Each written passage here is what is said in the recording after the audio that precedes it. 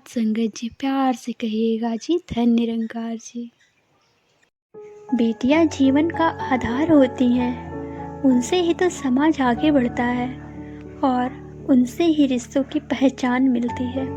फिर भी हमारे समाज में कई लोग बेटियों के प्रति बुरी सोच रखते हैं।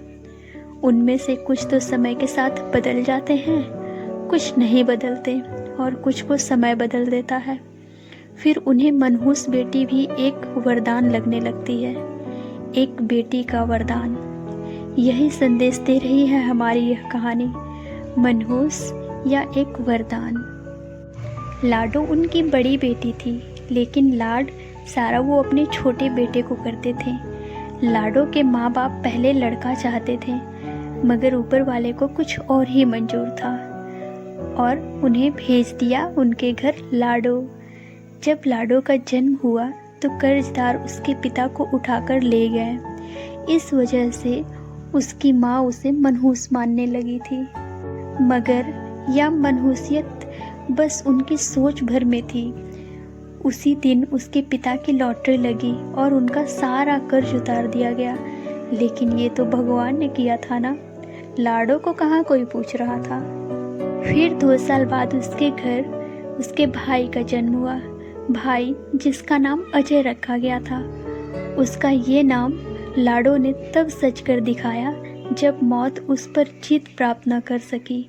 5वां दिन जन्मदिन था। जन्मदिन की तैयारियां करते समय अचानक घर में आग लग गई। सब लोग भाग कर घर से बाहर आ गए, लेकिन अजय और लाडो का कुछ पता न था। अचानक लाडो के घर से बाहर आती दिखी। अपने से बस थोड़े से छोटे भाई को मुश्किल से वो उठा पा रही थी, लेकिन फिर भी वो उसे बचा कर ले आई। ऐसी ही कुछ घटनाएं और भी हुई थी, लेकिन लाडो आज भी उनके लिए मनहूस ही थी। लाडो को 20 साल की हो चुकी थी। एक दिन अचानक उसे तेज बुखार हुआ। उसके माँ बाप ने उसकी ज़्यादा परवाह न की। पिता ने तो यह तक कह दिया कि तू मर ही जा, हमें तो तुझसे छुटकारा मिले। लाडो ने आज तक कभी भी अपने माँ बाप को पलटकर जवाब नहीं दिया था। एक सुबह लाडो ने आँख खोली।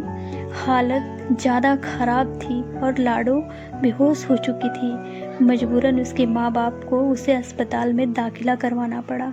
फिर डॉक्टर बोले, देखिए बुखार कई दिनों से है, जिसकी वजह से शरीर में काफ़ी कमजोरी आ गई है और खून भी काफ़ी कम हो गया है।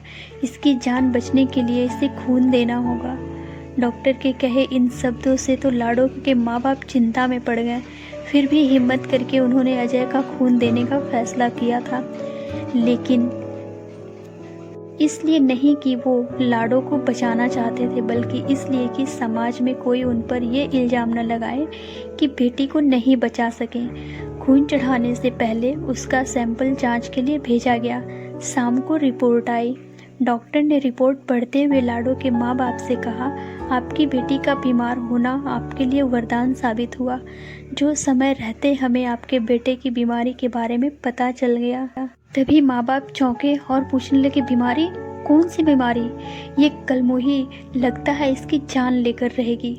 डॉक्टर को टोकते हुए लाडो की माँ बोली। तभी डॉक्टर ने चिंता व्यक्त करते हुए कहा, अरे ये कैसी बातें कर रही हैं आप? आपको पता है यदि लाडो बीमार न होती तो आपके बेटे की इस बीमारी के बारे में किसी को पता न चलता। इसे हेपेटाइटिस सी है, जिसके लक्षण पता नहीं चलते और इंसान का लीवर धीरे धीरे काम करना बंद कर देता है, जिससे इंसान की मौत हो जाती है। फिर अजय के पिता ने उदास होकर डॉक्टर से पूछा, डॉक्टर साहब, तो क्या हमारा अजय भी? डॉक्टर ने तसल्ली देते हुए कहा, देखिए अगर हेपेटाइटिस सी बीमारी का पता देरी से चले तो रोगी को बचाना मुश्किल हो जाता है, लेकिन पता पहले चल जाने पर उसे आसानी से बचाया जा सकता है। और अजय की इस बीमारी को अभी तो शुरुआत ही है। यदि लाडो की तबीयत खराब न होती तो शायद अजय की इस बीमारी का पता कभी न चल पाता। आपकी बेटी ने तो आपके बेटे की जान बचाई है।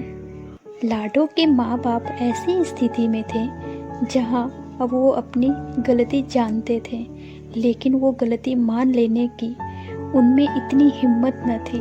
लाडो के बचपन से लेकर अब तक की हुई सब घटनाएं उनकी आंखों के सामने होली थी।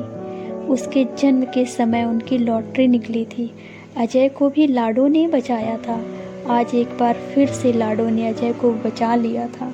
लाडो के माँ बाप का नज़रिया उसके प्रति बदल चुका था।